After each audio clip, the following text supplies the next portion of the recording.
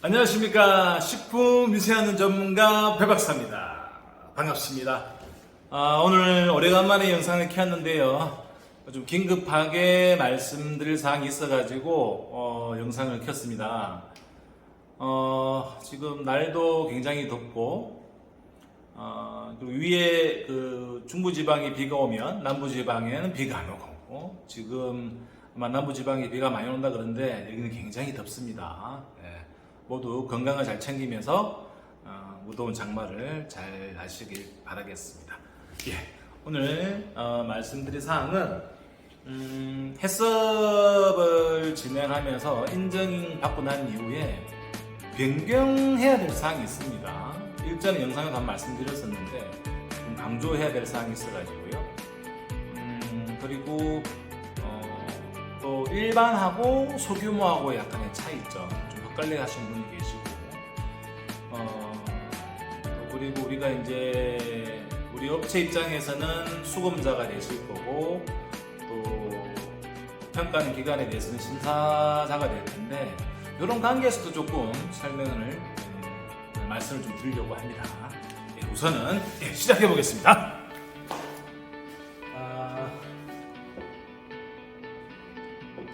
해썹 하실 때 변경사항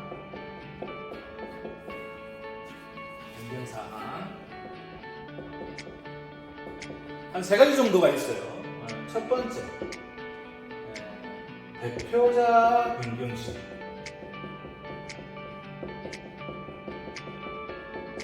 변경신고를 하셔야 돼요. 대표자는 A에서 B로 변경했을 때 변경을 하게 되는데 인증서죠. 인증서. 우선은 1차적으로 영업허가를 변경해야겠죠. 영업허가, 영업등록증. 이것도 좀 통합됐으면 좋겠습니다. 영업허가는 축산이고 영업등록은 식품이다, 그렇죠? 이거 통합되길 기대해보고요. 영업허가증이 우선 먼저 변경이 돼야 돼요. 항상 이 해썹은 영업허가증에는 영업등록증 기준이니까요. 이 변경이 되면 여기 해당됐던 여기 A의 당시의 대표자에 있던 직원 다 승계하면 좋겠지만 어려우니까 최소한 해썹팀에 있는 직원들은 B 쪽으로 뭐를 해야 되느냐? 승계를 하세요. 승계. 그럼 승계했다는 증거는 뭐가 있습니까? 지금은 고용보험이라든지 건강보험증 이런 거 확인할 수 있는데 또 상황인 만큼 그 직원분들이 사대보험 안 넣고자 근무하고 싶은 것도 있거든요. 원래는 불법인데 그런데 타겠다는데 말해줄 수 없으니까 서로 동의하에 하셔도 될 것 같긴 한데 어쨌든 이 승계를 하셔야 자연스럽게 대표자가 변경이 됩니다. 만약에 직원이 승계자가 안 된다 하면 어떻게 돼요? 이 변경이 안 되죠. 그럼 뭘 해야 됩니까? 다시 신규로 인증심사를 보셔야 됩니다. 이 부분 기억하시고요. 두 번째, 우리가 좋아하는 CCP 중요관리점 말씀드렸죠. 변경시. 이때는 공정이 빠지면 크게 상관이 없을 거예요. 추가가 문제예요. 추가. 공정이 빠지는 것은 그대로 빼면 되는데 이 추가 문제가 있어요. 추가 시에는 1차적으로 제조 공정도가 바뀌게 되겠죠. 그러면 설명서도 바뀌게 될 테고 추가가 될 거고 작업장 구조도 좀 바뀔 수도 있을 테고 그리고 여기에 따라서 위에 분석을 하시고 CCP를 정하고 한계 기준도 정하고 모니터링도 하고 실험치겠죠? 요거를 정해서 우선 데이터를 만듭니다. 어쨌든 여기에 관련된 이 CCP에 대한 유효성 검증을 하셔야 돼요. 유효성 평가를 하세요.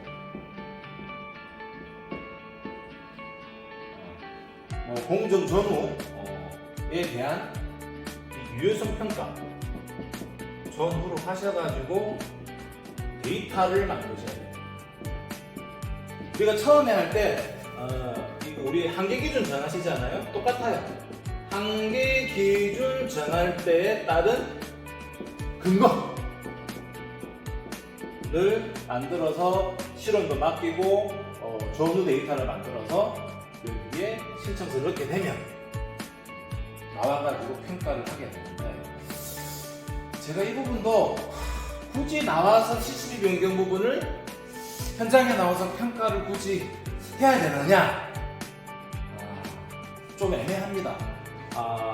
뭐 상황이 안 좋으면 나와서 평가를 해야 될 사항도 있는데, 저는 요건 조금 페이퍼워크가 되지 않겠느냐. 좀 서류가 이렇게 잘 완벽하다 보면 서류로 좀 평가해도 될 것 같은데, 지금은 다 현장에 나와서 평가를 하게 되죠. 현장. 뭐 이거는 저희가 간단히 변경할 수 있는 게 아니죠. 어쨌든 인증원 권한이니까 어쨌든 이 변경에 관련된 것은 데이터나 근거 자료를 잘 마련해가지고 신청서를 넣고 현장 점검을 통해서 근거 자료를 확인하러 나오게 됩니다. 그래서 이상이 없으면 변경이 되겠죠. 여기까지 말씀드렸고, 그다음 마지막으로 소재지 변경이 있어요. 소재지 변경. 이건 똑같이 그 A 주소지에서 B 주소지로 이전을 했을 경우 소재지 변경 심사를 받게 됩니다. 이거는 뭐 우리가 할 때 그 인재심사하고 똑같이 볼 수 있는데요. 근데 이렇게 편안하게 이전하면 되는데, 우리가 이 근거도 보게 되면 이 영업 허가나 영업 등록 기준입니다. 영업 등록 기준. 한 주소지네 이런 게 있었어요. 최근에 이런 게 있었습니다. 이런 게 있었는데, 한 필지 내에요. 요 필지 내에 공장이 A동이 있었고, 요 한 필지 내에 추가로 중축을 해서 B동이 생겼어요. 그러면 이거는 소재지 변경이 아니지요. 중축이에요. 중축. 단순하게. 그렇죠? 왜냐하면 이 필지는 같아요. 필지는 동일하다. 그래서 이거는 당연히 중초의 개념으로 봐야지 이 소재지 변경이 아니죠. 근데 이제 타 지역에서 이거를 뭐 소재지 변경이 되니 안 되니 막 이런 얘기가 있어가지고, 어쨌든 주소지가 바뀌어야 됩니다. 당연히 그렇게 보시면 되겠습니다. 그랬을 때는 반드시, 이때는 소재지 변경이 아니죠. 주소지가 바뀌었을 때 소재지 변경을 한다. 주소지. 이렇게 보시면 되시고, 어쨌든 여기에 이 변경되는 이 세 가지 건은 전부 다가 수수료가 있어요. 수수료는 10만원 되겠습니다. 10만원. 수수료 10만원 내시고 여기서 하시면 되겠습니다. 그런데 여기 또 좀 이 변경사항에 대한 이 관련 업무는 민원 처리 기한이 있어요. 보통 14일인데 접수 14일이에요. 근데 좀 바쁘신지 모르겠지만 이 접수를 잘 안 되는 경우가 있어가지고, 어쨌든 반드시 이 접수가 되려고 하게 되면은 반드시 이 수수료 비용이 입금이 되어야만 접수가 된 걸로 보시고, 그 다음에 14일 이내로 민원 처리를 받으시면 되겠습니다. 여기까지 다시 한번 이해하시면 되시고, 자, 그 다음에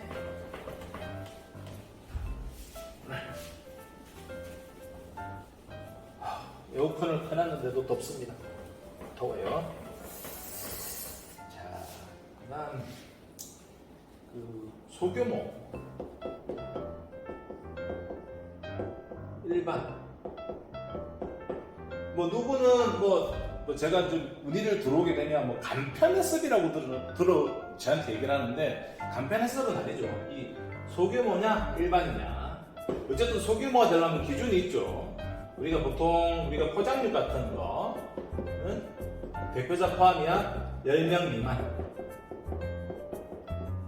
가공 같은 경우에는 21명, 뭐 식품도 포함입니다. 식품도 포함, 글자가 있습니다. 그리고 여기 중요한 게 있어요. 여기에 매출액이 5억 이상이어야 합니다. 이상. 이 두 가지 중에 한 가지 조건만 5억 미만이거나 조업원 수가 이 정도 이하면은 소규모를 할 수 있습니다. 엔드 조건이 아니고 OR입니다. 5억 이하이거나 요 종업원 수 10명 미만이나 21명 미만이면 소규모를 적용할 수 있다, 이렇게 보시면 되겠습니다.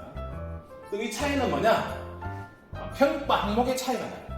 소규모는 평가 기준이 지금 개정이 되어서 17개 항목이고 일반 같은 경우는 51개 항목이죠.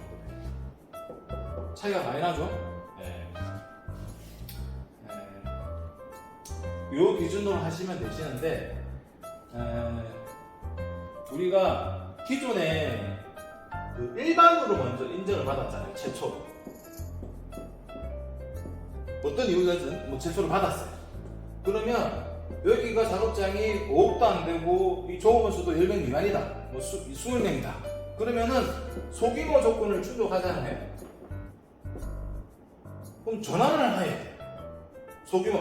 그냥 막 바꿔주는 게 아니고, 원래 예전에는 그 전년도 실적을 보고 이렇게 이제 불시로 이제 평가해서 인원수가 넘건하게 되면 자연스럽게 뭐 소규모가 되면은, 소규모에서 인원이 많이 늘어났으면, 매출이 늘었다면 당연히 일반으로 전환해서 자연스럽게 평가를 했었는데, 이제는 그렇게 하지 않고 일반이면 소규모로 바꾸고 싶다 하면은 우선적으로 일반으로 평가를 먼저 받고요. 평가를 받고 소규모로 해달라 그러는 거예요. 왜냐면 현재 평가할 때는 일반이기 때문에 그 다음 이후에 소규모로 인증서를 받고 달라.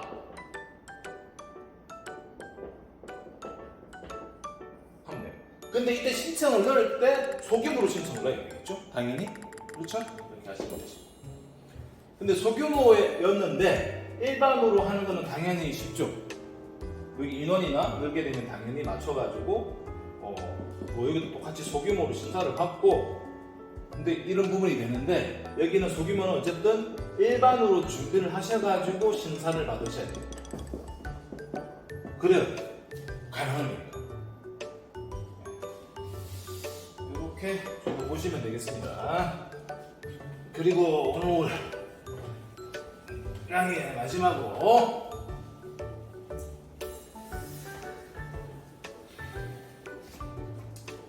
우리가 뭐 얘기하는 한국 식품 관련, 좀 쉽게 말해서 그냥 이렇게 쓸게요. 그래서 인종원이나 뭐 식약처나 뭐 시도관계 공무원이나 뭐 불시 점검하는 또 이렇게 뭐 경찰들이 있어요. 뭐 경찰 공무원들. 또 우리가 또 기업체면 뭐 대기업이나 뭐 중기업인데 그 갑사가 되겠죠. 갑사. 오더를 주는 거. 오더. 요 군데에서는 좀 더 물어봅니다. 심사자죠. 심사자. 요거를 받는 우리 업체는 뭡니까? 수검자죠. 수검자. 제가 개인적으로 생각해보면 이 심사자가 되려 그러면 이 수검자에 대한 부분도 좀 헤아릴 줄 알아야 되고, 이 수검하는 사람들도 이 심사자에 대한 부분을 헤아릴 줄 알아야 돼요. 서로가 뭐 운이 좋아서 뭐 수검자도 해보고 심사도 해보고 뭐 심사도 해보고 수검자도 해보면 이 서로의 힘든 점을 알 수가 있어요. 그런데 이제 이 현 상황에서는 이게 뭐 겸임을 잘 하지 않다 보니까 어쨌든 이 입장이 되다 보면 자연스럽게 조금 이게 갓처럼 느껴질 수가 있고 수금자는 을처럼 느껴질 수가 있어요. 근데 이제 이거는 여담상이지 이런 건 없는 거예요. 그 최소한 이 신사자 뭐 다 포함되시겠죠. 이 신사자는 이 수금자를 좀 헤아려 주셔야 돼요. 왜냐하면 준비도 힘들게 했고 뭐 이렇게 뭐 상향 뭐 스타일 따라 성향에 따라 다르겠지만 뭐 좀 이해를 해줬으면 좋겠어요. 이분들 이해를 해줘가지고 평가를 하고 그리고 이분들은 자꾸 따지지만 안 돼요. 따지면 물론 이분들이 있으니까 평가하기 때문에 따지지 말고 요것도 부분도 이분들을 이해를 해서 뭘 해야 되냐 수긍을 할 줄 알아야 돼요. 이 수긍이 이루어지지 않으면 서로 이게 평가가 이게 잘 되질 않더라고요. 그래서 지금 뭐 이 영상을 보시는 분이 신사자일 수도 있으시고 뭐 수금자일 수도 있으실 텐데 아무튼 이 신사자도 편해 보이지만 힘들어요.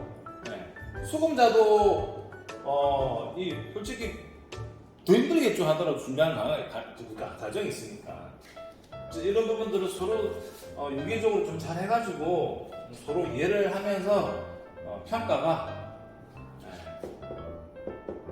잘 됐으면 좋겠어요. 뭐 서로 평가하다 보면 서로 이게 뭐 다투다기보다는 서로 이제 이해 충돌이 될 수도 있겠죠. 뭐 그럴 수 있어요. 당연히 평가하다 보면. 그러나 마지막 결론 쪽에서는 서로 잘 마무리하고 끝내야 돼요. 근데 서로가 그런 상태가 안 되면은 걱정스럽죠. 뭐 여기 또 만약 업체면은 이런 관계 기간이면 괜히 또 뭐 잘못해가지고 그런 거 있잖아요. 그런 거 받을 수 있지 않는 그런 생각하는데 뭐 그런 거는 현재는 없는 걸로 알고 있는데 어쨌든 서로 잘 이렇게 평가하는 잘 준비를 하시고 심사자분도 잘 해서 좋은 이런 평가 시스템이 만들어졌으면 좋겠습니다.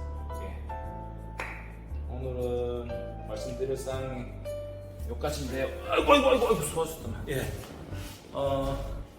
오늘 영상이 도움이 되실지 모르겠습니다만은 어쨌든 저도 오랫동안 식품 안전 관련 업무를 해왔었고 뭐 신사자도 해보고 수금자도 해봤었어요. 근데 서로 다 힘들어요. 그래서 그럼 저도 이제 그 업체분들을 도와주고 있는 입장에서 보게 되면 이게 조금 답답한 게 솔직히 현실이거든요. 어쨌든 서로 잘 헤아려가지고 서로 존중하는 이런 기업 문화라든지 이런 제조 이런 문화가 됐으면 좋겠습니다. 오늘은 여기까지 하겠습니다. 다들 더위 건강 조심하시고 또 밝은 모습으로 뵙겠습니다. 지금까지 식품위생 전문가 배 박사였습니다. 감사합니다. 안녕히 계세요. 착.